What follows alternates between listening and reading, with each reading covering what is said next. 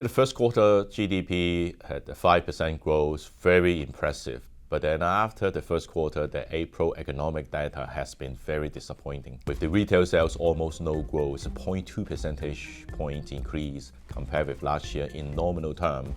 And also all other economic numbers, including industrial productions and fixed asset investments, been also very poor. Especially for fixed asset investments, down to negative after a full year contraction in 2025. That's dropped by 3.8%, and the April number reflected in the first 4 months declined by another 1.7%. So that tells us that the domestic demand of China has been very weak, and I expect some cyclical slowdown over the next few quarters.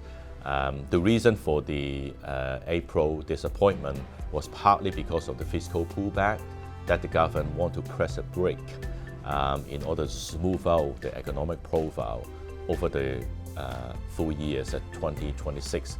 I do expect that this year China will be able to meet the target of growth between 4.5% to 5%. I maintain the economic forecast or the GDP forecast to 4.8%. So that's the outlook for 2026. And Chinese economy is increasingly tech-driven. What I mean is that the export of electronics, export of high-tech products been very strong. And in fact, I mentioned about the poor domestic demand, but at the same time, export grown by 14%. And that's a double-digit growth should be the backbone to support the economic expansion this year and also the next few years. We all know that China is very, very good in AI, very, very good in robotics and machinery and all these things. And in fact, when people talk about China's worry about the population dropped, last year China had 7.9 million baby born. But you know what? China is making 2 million robots every month. So this demographic problem will be tackled by the increasing use of robots and automations and AI. Of course, there is some other problem because of this structural shift of the economy, including income distribution.